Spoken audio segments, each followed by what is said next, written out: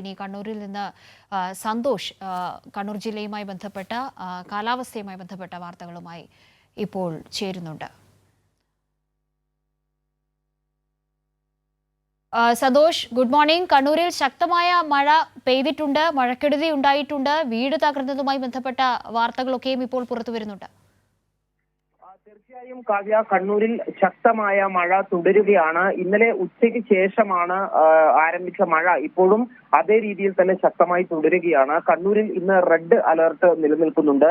കണ്ണൂരിലെ എല്ലാ വിദ്യാഭ്യാസ സ്ഥാപനങ്ങൾക്കും ജില്ലാ കളക്ടർ അവധി പ്രഖ്യാപിച്ചിട്ടുണ്ട്. അതോടൊപ്പം തന്നെ കാറ്റും ശക്തമാണ്. മലയോര മേഖലയിൽ ഉൾപ്പെടെ കൃഷിനാശവും റിപ്പോർട്ട് ചെയ്തിട്ടുണ്ട്. തീരദേശ മേഖലയിൽ നേരിയ തോതിലുള്ള കടലാക്രമണവും ആരംഭിച്ചിട്ടുണ്ട്. ഏതായാലും കണ്ണൂരിലെ മലയോര മേഖലയിലും തീരദേശത്തുമെല്ലാം തന്നെ ജാഗ്രതാ നിർദ്ദേശം നൽകിയിട്ടുണ്ട്. അതേസമയം കണ്ണൂരിൽ മഴക്കെടുതിയുടെ ഭാഗമായി വീടുകൾ തകർന്ന സംഭവം ഉണ്ടായിട്ടുണ്ട്. പയ്യന്നൂർ കണ്ടങ്കാളിയിലാണ് ഒരു വീട് തകർന്നത്. കണ്ടങ്കാളിയിലെ തങ്കമണിയുടെ വീടാണ് തകർന്നത്. പുലർച്ചെ 5:30 കൂടിയാണ് വീട് തകർന്നു വീണത്. ഈ ഓടിട്ട വീടാണ് തകർന്നു വീണത്. ആ സമയത്ത് വീട്ടിൽ ഉണ്ടായിരുന്നവർ ഒരു മുറിയിൽ ഉറങ്ങുന്നുണ്ടായിരുന്നു. വലിയ അപകടമാണ് ഒഴിവായത്.